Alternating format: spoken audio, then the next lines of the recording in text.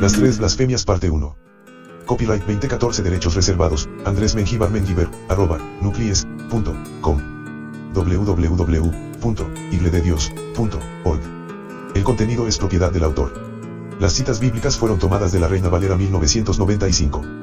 No olviden suscribirse al canal, darle like y compartirlo con otros hermanos de la Iglesia de Dios en formación ministerial, ya sea jóvenes, hombres y ancianos. Les invitamos a enriquecer estos contenidos con sus comentarios en los videos. Les recordamos que no representamos a ninguna organización en particular, sino solo a la doctrina de la Iglesia de Dios, con la intención de la formación de sus miembros en el ministerio. Paz a vos. Blasfemia, palabra que advierte de los límites de tolerancia del Altísimo contra los impulsos de inconformidad, rechazo, irreverencia y sublevación de los humanos a su soberana presencia y los expone a la muerte.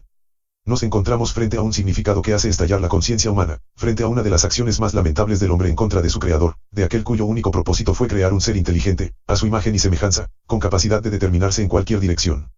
La historia de la creación informa que el creador no determinó crear al hombre como cualquier ser, sino hacerlo totalmente especial, con virtudes de un espíritu superior a los demás seres, para lo cual sopló en sus narices un nasama, en hebreo, aliento o espíritu, que no solo alcanzó sus pulmones, sino su corazón y cerebro y hasta las partes más finitas de su cuerpo, y de esa manera comenzó a respirar, a pensar, a hablar. Con ese espíritu el hombre fue un ser inteligente, capaz de entender, razonar, sentir emociones y determinarse. Del hombre está dicho haber sido creado a imagen y semejanza de sus creadores, Génesis 1:26, cuya declaración lo hace exclusivo en toda la creación terrena y angélica, pues de ningún otro ser ni en el cielo ni en la tierra está dicho lo mismo. Ambos, padre e hijo, lo engalanaron creándolo a su imagen y semejanza, sino también dotándolo de capacidad para determinarse.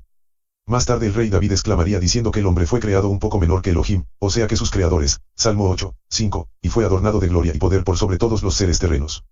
Así, el hombre fue único en el cielo y en la tierra, el único del cual, no fue hecho con un simple hágase, sino con un altamente significativo hagamos, con la capacidad de platicar de tú a tú con el creador que lo visitaba.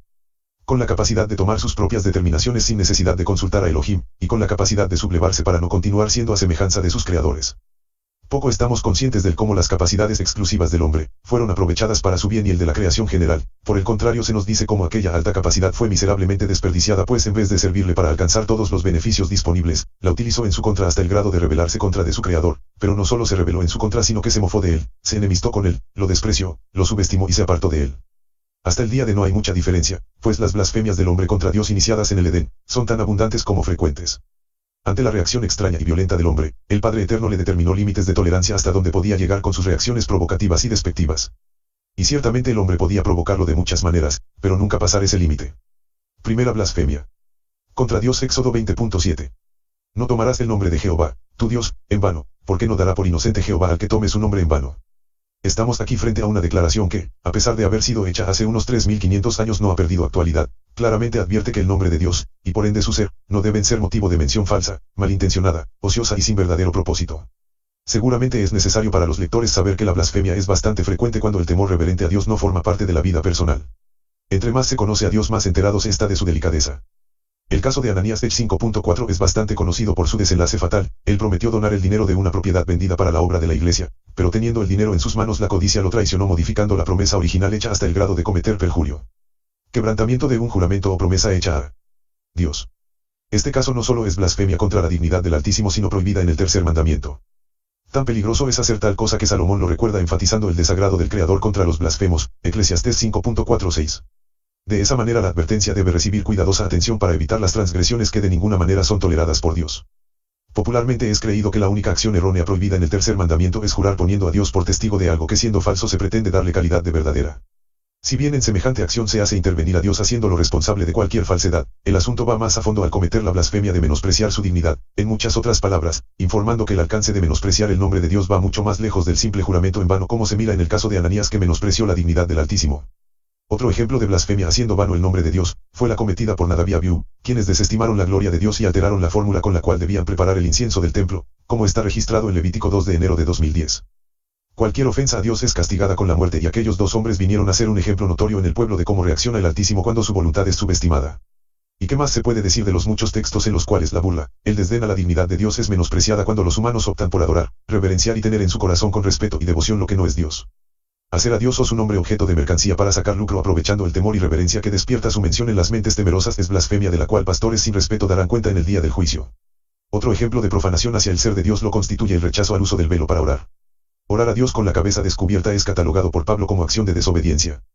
Siendo obligatorio para la mujer velarse para orar, la cultura postmoderna desestima la importancia de la voluntad de Dios al respecto y ha declarado sin valor, o como cosa de cultura, la voluntad de Dios. Pablo dice que Dios es la cabeza de Cristo, Cristo es cabeza del hombre, y el hombre es cabeza de la mujer, y por lo tanto el respeto del inferior hacia el superior se debe mantener, pues quien dio vida a ese esquema fue el Padre mismo y no hombre alguno. Pero como la religión es un esquema de creencias humanas que imaginariamente depende de cuanto la Santa Escritura dice, ha declarado que la relación de sujeción de Cristo a Dios y la del hombre a Cristo debe mantenerse, pero la supeditación de la mujer hacia el hombre ha sido declarada sin valor. Notoriamente tal cosa se ha hecho en la religión que supone ser la verdadera, en cambio otras grandes religiones como el Islam y el hinduismo no se atreven a recomponer la fe que sus antepasados les legaron y continúan fieles al esquema de sujeción de la mujer hacia el hombre. Entre tanto Pablo dice, si la mujer no se cubre, que se corte también el cabello, y si le es vergonzoso a la mujer cortarse el cabello o raparse, que se cubra. La cultura cristiana postmoderna ha declarado sus palabras sin ningún valor, pues la religión debe ser vista desde un punto de vista que apoye las intenciones blasfemas del hombre en vez de obligarlo a sujetarse. De esa manera la corriente postmodernista ha roto los esquemas tradicionales sobre los cuales se sostuvo la fe del cristianismo por muchas centurias. La mujer contemporánea, por su parte, con invariable disposición de rechazo hacia la palabra de Dios, agita sus manos en señal de rebeldía desafiante, ignorando que la vergüenza mencionada por el apóstol no se refiere a vergüenza ante la sociedad sino ante Dios, que de ninguna manera justifica la desobediencia. Como se viene diciendo, la desobediencia o rebeldía contra Dios no es sino blasfemia a su santidad. Indudablemente, en una comparación entre las religiones mayoritarias, la cristiana es la menos favorecida respecto a cual entre todas evita la blasfemia entre sus adeptos. Seguramente el cristianismo ha iniciado una carrera en la cual su determinación está definida a establecer su propio sistema de adoración independiente de cuanto Dios demanda.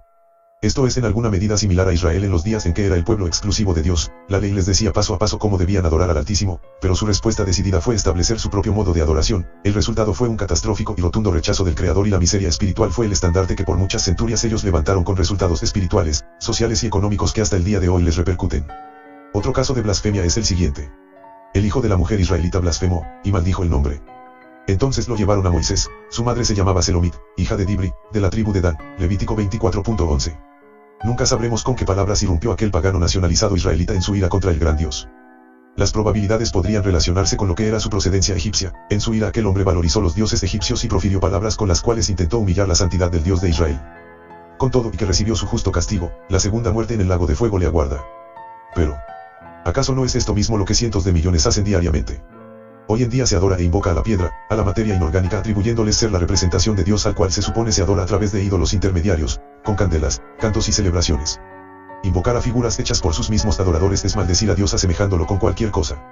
Declararlo segundo en importancia priorizando ídolos intermedios es similar a declarar que los ídolos son más importantes que Él.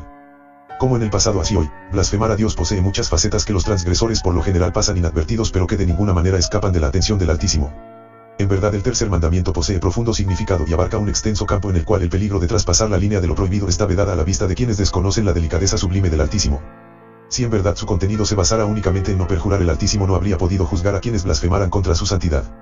Si se le da todo el significado a las palabras, entonces el lector se encuentra con que su significado es como un árbol de muchas ramas frágiles que se pueden quebrar fácilmente. Este y todos los estudios que hemos compartido del Centro de Recursos Ministeriales Sinaí de la Iglesia de Dios, pueden encontrarse en www.iglesiadios.org. Este canal no tiene fines de lucro. Si el propietario actual de lo generado en este canal no desea compartir dicha información, favor de hacerlo saber en algún comentario en videos del canal. No es necesario reportar al mismo. Paz a vos.